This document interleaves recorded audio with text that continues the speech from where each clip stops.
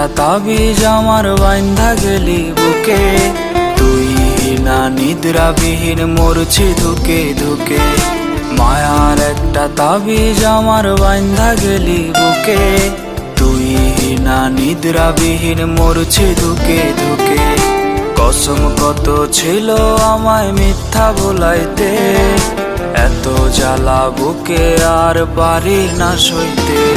ও তুই কেমন তাবিজ কইরা আমায় মাইরা গেলি বান, তোর কারণে বুকে ব্যথা পাহাড়ের সমান। ও তুই কেমন তাবিজ কইরা